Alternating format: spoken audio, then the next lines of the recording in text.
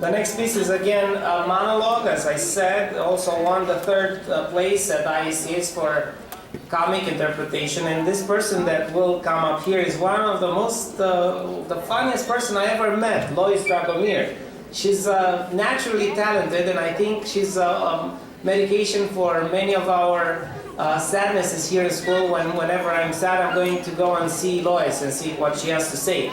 The piece is written by Kimbrough and Skinner, and it's a little bit harder to understand because of a special accent, but I'm just going to give a very short synopsis. It depicts the relationship between Cornelia and her best friend Emily, and it's about the gap between the generations a little bit too, because they embark on an exciting trip to Paris on a boat.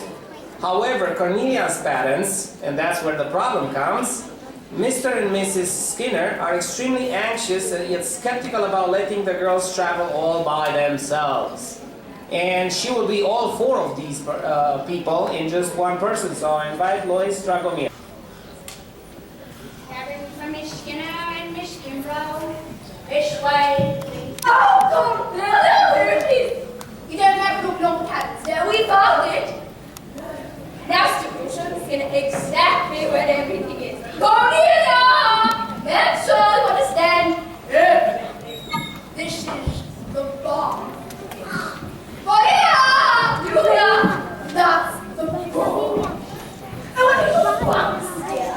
Oh, I think so civilized. I want you to just up and down and up and down. Cornelia! Who is more, you or Emily? Yes, I suppose you. Though I must say that I'm looking rather trim lately. Nice just using a baby fat. Now, Cornelia! Where is your father? We've lost your father. Otis! Otis, how we are! Otis, you must keep up with us. You've got a few moments to say goodbye.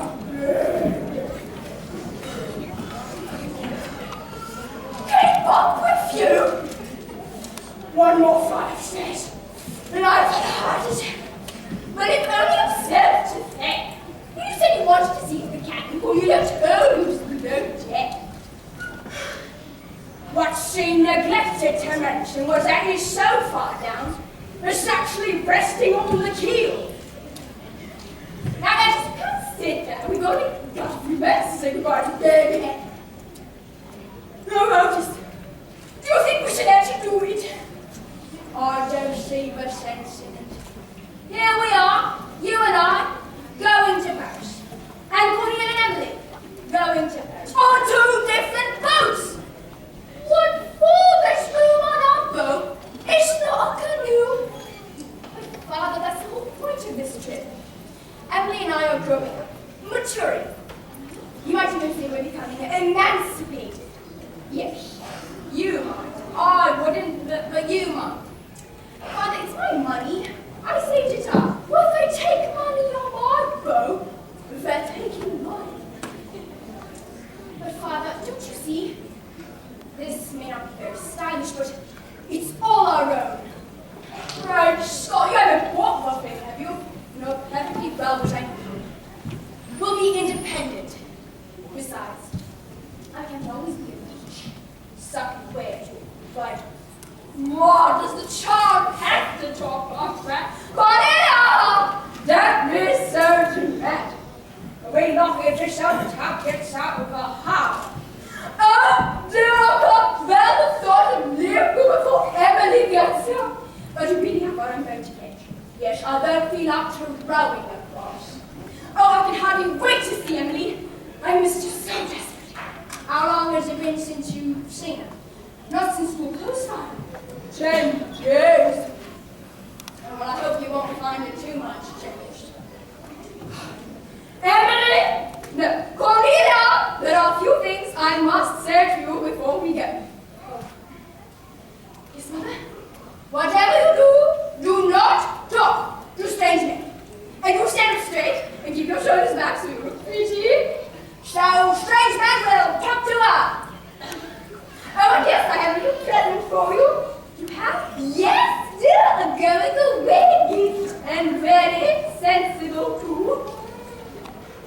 Now, you see?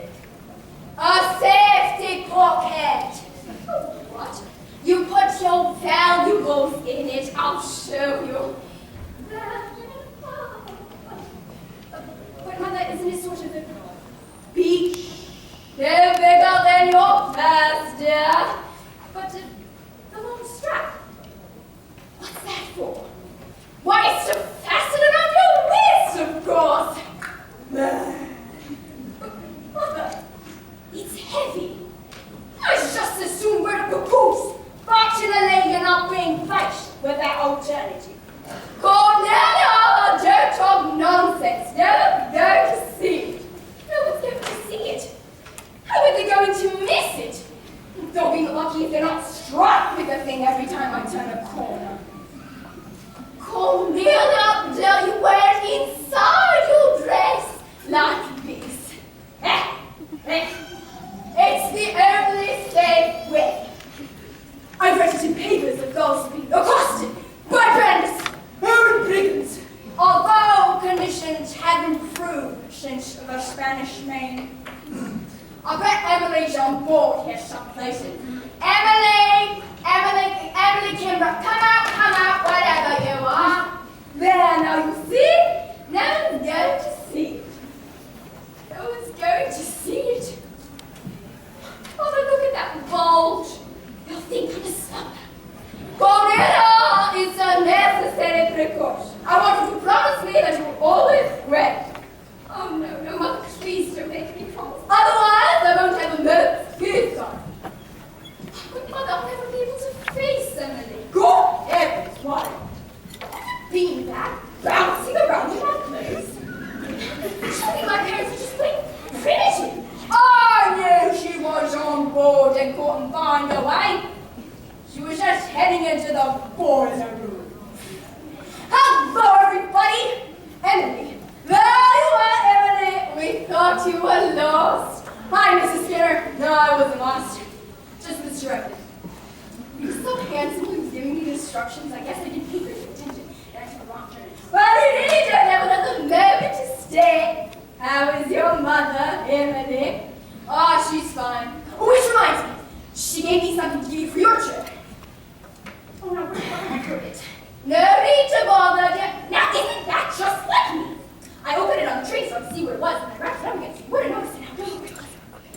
Think nothing of it, Emily. We've got a couple of extra timetables we can read. Oh, okay. Now, surely Mother give you all the necessary precautions. Oh, yes, Mrs. Skinner. All of them. I don't remember what I told you. Good. Yes, Mother. Right, goodbye, though. Goodbye, Mrs. Skinner and Mr. Skinner. You know I'm a ton in parish, don't you? Oh, yes, Mr. Skinner. I've written it down in 3 places. Then give us the ring the minute you arrive, if that won't be too much of a strain on your emancipation. And Cornelia, we're adrift! Alone and wise. Without our mothers here to walk over us every minute. Did you ever think it'd finally happen? And when we get back to Bryn Mawr in September, won't the girls simply swoon with envy? Yeah. Once you've been to Paris, your gods are above it. Oh, I'm feeling close to Polish then. What's that? Well, I boys want to see a life preserver will hear the instructions. A life